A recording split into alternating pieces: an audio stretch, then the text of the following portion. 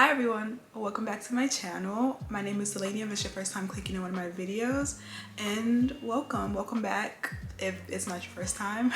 So, like and subscribe if you want to see more gaming content on here. I like to cover a lot of stuff about Nintendo Switch. So I wanted to talk about some of the game releases in November. I feel like this whole year has just been so many great game releases, and it's like successively each month is like something is better is coming out. But anyway, yeah, there's some games that are coming out in November that I'm excited for, or just, you know, going to put on my wish list because I'm trying to stop myself from impulse buying so many games and only playing them for a little bit and not finishing my backlog. So yeah, let's get started with 5 games that I'm excited for in this month of November. So the first game on the list, I am just gonna go with my most anticipated game, of course. I know it has to be everyone else's. It'll be Pokemon Violet and Scarlet.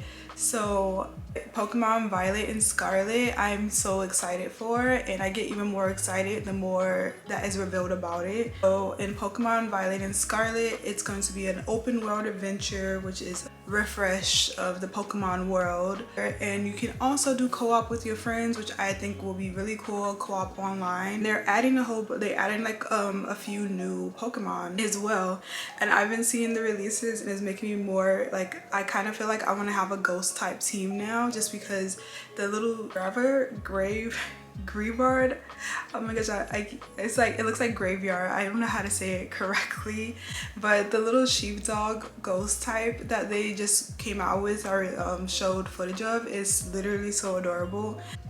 So yeah, I'm so excited. Even from looking at the starter Pokemon I've been wanting to play, so I'm going to go with the grass type Springagito, if I can say that correctly. But yeah, even though I'm still want to know about the evolutions of all the starter type Pokemon, but I'm really excited for this one, and the fact that they have so many different so many new gameplay elements from the previous Pokemon games, and it's just nice that it's getting such a nice refresh, and I'm excited to see what else you can do. Next game on the list, which will have released by the time I probably put this video out, which is Bratz Flaunt Your Fashion.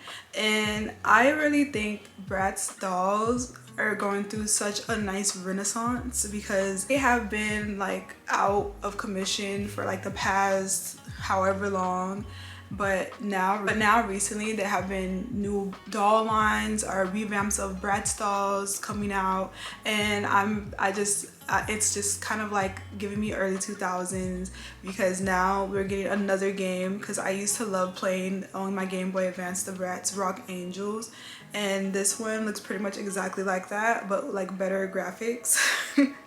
So I'm like really excited for this, because you get to choose to be whatever Bratz you want out of Jade, Sasha, Chloe, and of course I'm picking Sasha because Sasha's always the baddest. And I think it's so cool that it's like Bratz has always been tapped into the influencer ideal. So in this game you get to you're over the magazine, and you are striving to be an influencer and going out, taking photos, doing mini games, and being able to interact with all these different people.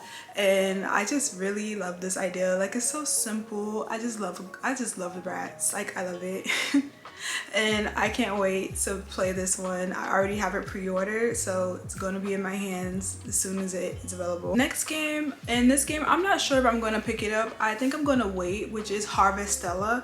So I've talked about Harvestella a bit before, like for games I was excited for after I saw this at the Nintendo Direct, but I'm not sure about this one. Like, so Harvestella basically is like, I feel like it's Square Enix's version of Rune Factory, which I think is interesting since I just started playing the Rune Factory games. This one looks like a little bit darker. It has some RPG elements, and there's also farming, which I think is cool, and I like that the environment and how it looks. There's also a demo available, which I might actually play through that before I decide I want to pick it up or not. But I think I'm going to wait a little to play Harvestella, only because I still have Rune Factory and it's kind of similar, and I feel like I want to get through a good amount of Rune Factory before I pick up another farming RPG game. I'm trying to stop myself from picking that up.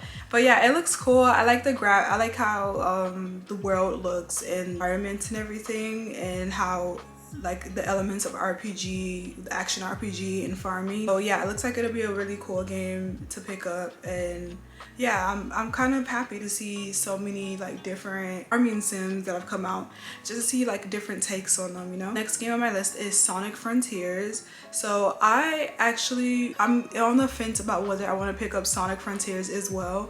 So Sonic Frontiers is an open world Sonic game essentially, which I think is awesome. Love how all of these like nostalgic games are coming out with like revamps and expanding how you view the world, or how they have the level design, because Sonic is, you know, usually it's a platformer, but I think that is just kind of cool. It's like a 3D open world Sonic, and just because Sonic has been so popular with the movies coming out and everything, I think that this will be kind of fun to explore and see what secrets or things you can find in this world, and just being able to figure out the combos. Like, it just looks like the gameplay will be really fun.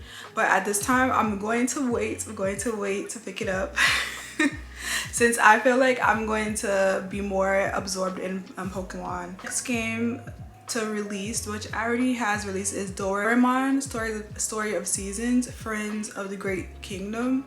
And this is a sequel to the original Doraemon game, which I always constantly see on sale in the eShop, but I have not picked up yet. This game is pretty much the same, where you get to farm and make friends with all the townspeople and just have an adventure, and I think that it looks awesome.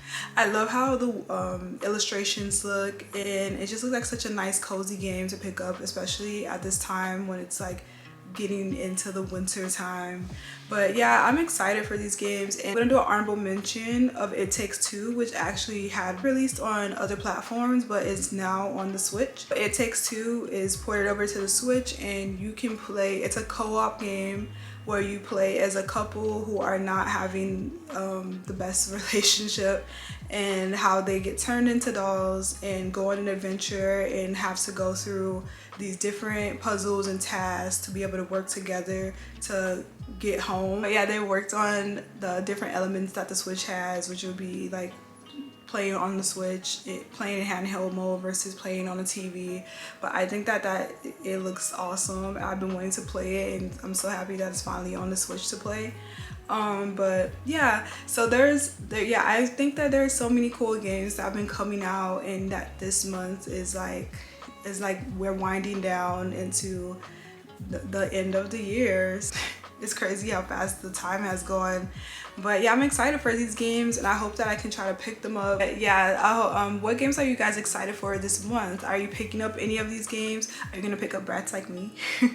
But are you picking up any of these games? Let me know down in the comments, and I hope this is helpful for a roundup of November game releases, since there are so many I couldn't hardly keep track sometimes. Yeah, I hope all of you guys are doing well. Thank you so much for watching if you made it to the end of the video, and have a wonderful day.